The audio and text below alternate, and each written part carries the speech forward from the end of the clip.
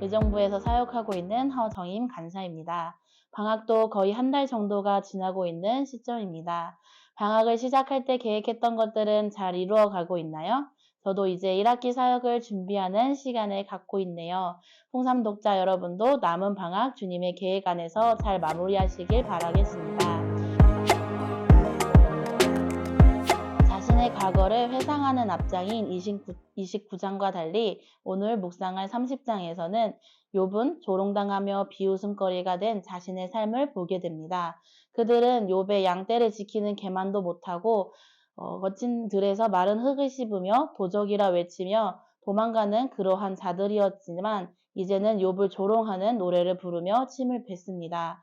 이는 욥이 얼마나 낮아져 있고 위축되어 있는지 그의 상태를 보여줍니다. 욥은 이러한 힘들고 어려운 상황 속에서 자신을 던지고 티끌과 재같이 만드시고 부르짖고 일어서도 바라보시지 않는 분은 다른 누구도 아닌 바로 하나님이시라고 탄식합니다.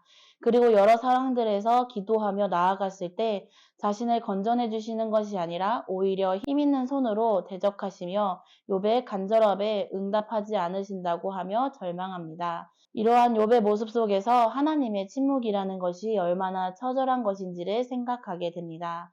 그러나 한편으로는 욥을 향한 하나님의 크신 계획과 사랑이 있기에 이러한 시련과 고통들이 있는 것이 아닐까라는 생각 또한 하게 되었습니다.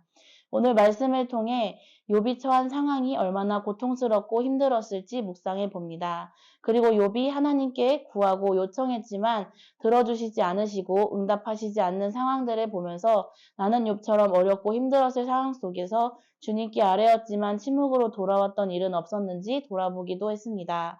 학창 시절과 가정 속에서 여러 불화들이 많았고 똑같은 일들이 반복될 때마다 주님께 나의 학교 생활과 가정은 왜 이리 힘들고 어려운가요? 다른 사람들처럼 평범한 삶을 살고 싶어요. 라고 눈물로 기도했습니다. 그러나 그때 당시에는 바뀌는 것이 없어 주님이 정말 계실까? 주님은 나를 사랑하지 않는다라고 생각하며 주님을 원망하며 방황했던 저의 모습이 떠올랐습니다. 하지만 시간이 지나니 지금의 나를 만드시기 위해서 준비시키고 성장시키기 위해 여러 힘들고 어려운 상황 속에서 이겨내길 바라신 것 같다는 생각이 들었습니다. 만약 학창시절과 동일하게 시련과 어려움이 다가온다 해도 당장 주님의 응답이 없고 기다림과 침묵이 지속된다 하여도 분명한 주님의 계획과 인도하심을 신뢰함으로 믿고 나아가겠습니다. 혹시 욥처럼 힘들고 어려운 시간을 보내고 계신 풍삼 독자 여러분 계신가요? 이 힘들고 어려운 시절들을 다 보내고 나면 여러분 앞에는 빛나는 길이 펼쳐져 있다고 믿으시면 좋겠습니다.